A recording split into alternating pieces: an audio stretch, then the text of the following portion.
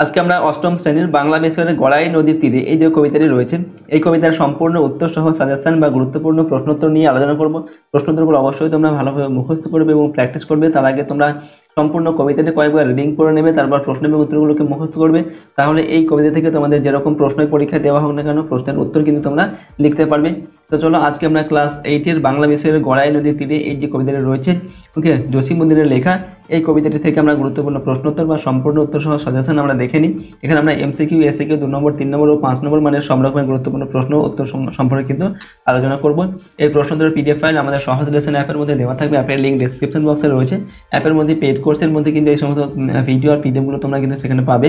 এখানে পেড কোর্সের মধ্যে suggestion, model question papers, question answer, syllabus, okay, marks division, এই সব কিছু কিন্তু তোমরা সমস্ত সাবজেক্টের ভিডিও আর পিডিএফ আকারে দেওয়া থাকবে। পিডিএফগুলো তোমরা নিজেদের ফোনে কিন্তু ডাউনলোড করে নিতে পারবে। ওকে, তো চলো আমরা এই প্রশ্ন আর উত্তরগুলো দেখে নিই। তোমাদের এই যে কবিতা রয়েছে গড়াই নদীর তীরে, এই কবিতার গুরুত্বপূর্ণ প্রশ্ন উত্তর। প্রথমে আমরা এমসিকিউ প্রশ্ন উত্তর দেখে নেব কিছু। 1 নম্বর হচ্ছে গড়াই নদীর তীরে কবিতাটি কার লেখা? এখানে অপশন দেওয়া আছে সুকান্ত ভট্টাচার্য, বুদ্ধদেব দাস, জসীমউদ্দিন, তারপর রবীন্দ্রনাথ ঠাকুর। তো গড়াই নদীর তীরে এটা হচ্ছে কার লেখা? উত্তর হচ্ছে জসীমউদ্দিন এর লেখা।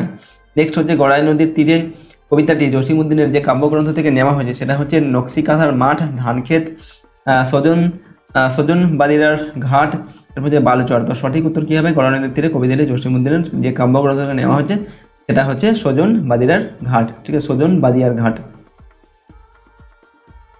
এরপর দেখো, পল্লী কবি জসীমউদ্দিন জন্ম নেন বর্তমান বাংলাদেশের যে জেলায়, সেটা হচ্ছে ঢাকা, ময়মনসিংহ, কুমিল্লা, ফরিদপুর। তো পল্লী কবি জসীমউদ্দিন জন্ম নেন বর্তমান বাংলার যে জেলা সেটা হচ্ছে ফরিদপুর জেলা। এরপর 4 নম্বর থেকে ড্যাশ লতা পাতায় ফুল মায়ায় রয়েছে ঘিরে, শূন্যস্থানে সঠিক শব্দটি বসাতে হবে। এখানে অপশন দেওয়া আছে কুটির খানি রে, গ্রাম খানি রে, বাড়ি খানি রে, ঘর খানি রে। তো উত্তর কি লিখবে? এখানে কুটির খানি রে, লতা পাতায় ফুল মায়ায় রয়েছে ঘিরে, এখানে হবে কুটির খানি রে। 5 নম্বর, উঠোনের কোণে বুনো ফুলগুলি হেসে কি হয়? লুটোপুটি হয়, কুটিকুটি হয়, গড়াগড়ি হয়, খুনোখুনি হয়। তো উঠোনের কোণে বুনো ফুলগুলি হেসে কুটিকুটি হয়। নেক্সট 6 নম্বর দেখে, গড়াই নদীর তীরে কবিতায় উঠোনের রোদে শুকোচ্ছে জামাকাপড়, ধান, লাল মরিচা, এরপর লাল মরিচ আর কোনোটি নয়। তো গড়াই নদীর তীরে কবিতায় যে উঠোনের রোদে শুকোচ্ছে কি? উত্তর লিখবে লাল মরিচ। 7 নম্বর থেকে এখনও কারা বোঝেনি কুটিরে মানুষ বাস করে? বাঘ, বানর, মানুষ না পাখি? উত্তর লিখবে পাখি। 8 নম্বর হচ্ছে এ বাড়ির যত আনন্দ হাসি আঁকা যেন ডুবন্ত, জীবন্ত, ফুটন্ত, উড়ন্ত। সঠিক উত্তর লিখবে জীবন্ত। এ বাড়ির যত আনন্দ হাসি আঁকা যেন জীবন্ত। এরপর দেখো 9 নম্বর থেকে গড়াই নদীর তীরে কবিতায় বাংলার যে দুটি সবজির নাম একত্রে উচ্চারিত হয়েছে তা হলো পটল, সিম, লাউ, কুমড়ো, বেগুন, লাউ, সিম, লাউ। উত্তর হচ্ছে লাউ কুমড়ো এটা।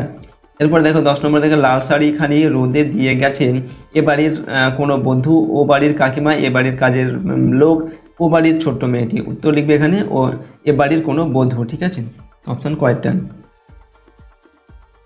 11 নম্বর থেকে গড়াই নদীর তীরে কবিতায় দুটি ডালের কথা আছে। ডাল দুটি হলো মুগ ও মুসুর, ছোলা ও মুগ, মটর ও ছোলা, মুসুর ও মটর। এখানে উত্তর হচ্ছে ঘরটা হবে মুসুর ও মটর, এই দুটি ডালের কথা আছে। এরপর হচ্ছে সাঁঝ সকালে গড়াই নদীর তীরে কারা বেড়াতে আসেন? রঙিন পাখিরা, রঙিন মেঘেরা, রঙিন প্রজাপতিরা, রঙিন মৌমাছিরা। উত্তর হচ্ছে রঙিন মেঘেরা। ঠিক আছে, সাঁঝ সকালে গড়াই নদীর তীরে বেড়াতে আসেন। মাচানের নিচে কি শাক? মাচানের নিচে যে শাক আছে সেটা হচ্ছে নোটে শাক, পাটের শাক, মূলো শাক, কলমি শাক। উত্তর লিখবে এখানে নোটে শাক আছে মাচার নিচে, মাচানের নিচে। এরপর দেখো অতি সংক্ষিপ্ত প্রশ্ন উত্তর দেখবো আমরা। 1 নম্বর মানের কিছু প্রশ্নের উত্তর। প্রথম প্রশ্ন হচ্ছে কবি জসীমউদ্দিন কোন অভিধায় অভিহিত? কবি জসীমউদ্দিন পল্লী কবি অভিধায় অভিহিত। তার লেখা দুটি কাব্যগ্রন্থের নাম লেখো। তার লেখা দুটি কাব্যগ্রন্থের নাম নকশিকাঁথার মাঠ ও রাখালি।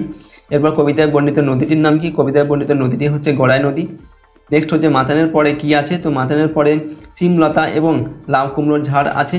পরের প্রশ্ন, মানুষের বসত করার কথা এখানে কারা বোঝেনি? উত্তর লিখবে এখানে মানুষের বসত করার কথা বোঝেনি পাখিরা। এরপর দেখো উঠোনেতে কি কি শুকোচ্ছে? তো উঠোনেতে মটরের ডাল, মসুরের ডাল, কালো জিরা, ধনে, লঙ্কা আর গোলমরিচ শুকোচ্ছে।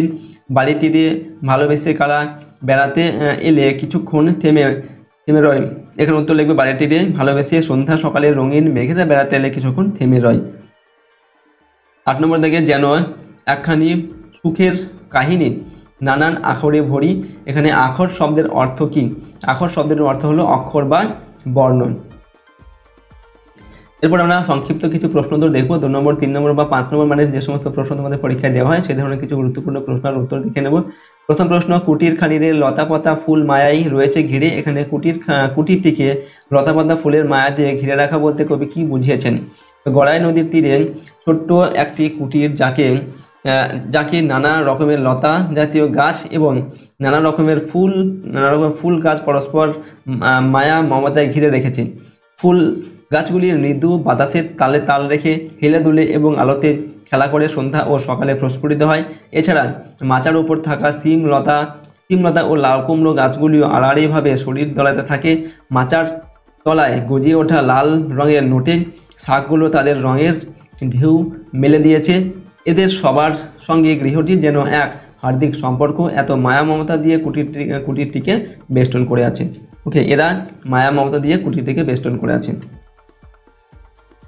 2 নম্বর হচ্ছে, ডাহুক মেয়েরা বেড়াইতে আসে গানে গানে কথা কয়ে। ডাহুক মেয়ে কারা তাদের নিয়ে আসে, তারা কিভাবে কথা বলে? উত্তর লিখবে, ডাহুক মেয়ে বলতে এক জাতীয় জলচর স্ত্রী পাখিকে বোঝানো হয়েছে। ডাহুক মেয়েরা নোংরা পঙ্কিল জলাশয় থেকে তাদের ছোট ছোট ছানাদের নিয়ে আসে। ঠিক আছে, তারা কীভাবে কথা বলে না, ডাহুক পাখিরা গড়াই নদীর তীরে এসে গানে গানে তাদের সুখের আনন্দের কাহিনী একে অপরকে শোনায়। ঠিক আছে, অর্থাৎ গানে গানে তাদের কথা বলে। 3 নম্বর, এ বাড়ির যত আনন্দ হাসি আগা জীবন্ত করি কবিতায় কবি প্রকৃতির সঙ্গে একাত্ম যে গ্রামীণ কুটিরের জীবন্ত চিত্র বা ছবি এঁকেছেন তার বিবরণ দাও। কবি জসীমউদ্দীন গড়াই নদীর তীরে অবস্থিত একটি কুটিরের সঙ্গে প্রকৃতির নিবিড় সম্পর্কের এক জীবন্ত ছবি এঁকেছেন। কুটিরটিকে ঘিরে আছে নানান জাতীয় লতাপাতা ও বিভিন্ন রকমের বুনো ফুল গাছ। লাউ কুমড়োর ঝাড়ের নিচে নোটে শাকের লাল রঙের উজ্জ্বলতা মনকে ভরিয়ে দেয়। বিভিন্ন পাখিও এই কুটিরের টানে এখানে আসে এবং গাছের শাখায় বসে নির্ভয়ে গান ধরে। উঠোনে শুকোতে দেওয়া মটর, মুসুরের ডাল, কালোজিরা, ধনে এবং লঙ্কা মরিচকে দেখে মনে হয় যেন আলপনা আঁকা উঠোন। ছোট্ট এই কুটিরটির সমস্ত আনন্দই যেন জীবন্ত ছবির মতো প্রকাশ পেয়েছে। সমস্ত প্রকৃতি মায়া মমতায় এই গ্রামীণ কুটিরটিকে বেষ্টন করে আছে। ওকে, দেখো আজকে আমরা তোমাদের 8ম শ্রেণীর বাংলা বিষয়ের গড়াই নদীর তীরে এই যে কবিতাটি রয়েছে এই কবিতার সম্পূর্ণ উত্তর সহ সাজেশন বা গুরুত্বপূর্ণ প্রশ্ন এবং উত্তর নিয়ে কিন্তু আলোচনা করলাম। প্রশ্নোত্তরগুলো অবশ্যই তোমরা মুখস্থ করবে এবং কবিতাটি খুব ভালোভাবে কয়েকবার রিডিং পড়বে। ঠিক আছে, তারপর প্রশ্নোত্তরগুলোকে মুখস্থ করবে, তাহলে তোমাদের দেখবে এই কবিতা থেকে সমস্ত রকমের প্রশ্ন কিন্তু তোমরা পরীক্ষায় উত্তর লিখতে পারছো। ঠিক আছে, তো আর এই যদি প্রশ্ন উত্তর পিডিএফ ফাইল তোমরা পেতে যাও তাহলে সহজ লেসন অ্যাপটিকে ইনস্টল করবে। অ্যাপের লিঙ্ক ডেসক্রিপশন বক্সে দেওয়া আছে। অ্যাপের মধ্যে পেইড কোর্সের মধ্যে কিন্তু তোমরা এই সমস্ত প্রশ্নদের পিডিএফ আর ভিডিওগুলো পাবে। এখানে সমস্ত সাবজেক্টের suggestion, question answer, model question paper, syllabus, marks division এইসব ভিডিও এবং পিডিএফ পাশাপাশি দেওয়া থাকবে। পিডিএফগুলো তোমরা কিন্তু নিজেদের ফোনে ডাউনলোড করে নিতে পারবে। ওকে, আর যদি আমাদের এই চ্যানেলে তোমরা নতুন হয়ে থাকো চ্যানেলটিকে প্লিজ সাবস্ক্রাইব করবে, পাশের বেল আইকনে প্রেস করে অল অপশনটি সিলেক্ট করবে। ভিডিওটিতে অবশ্যই লাইক করবে, ভিডিওটিকে বন্ধু-বান্ধবের সঙ্গে শেয়ার করবে, কমেন্ট বক্সে অবশ্যই নিজেদের মতামত লিখে জানাবে। ওকে, তো চলো আজকে আমরা ভিডিওটিকে এখানেই শেষ করছি। সম্পূর্ণ ভিডিওটি দেখার জন্য অসংখ্য ধন্যবাদ।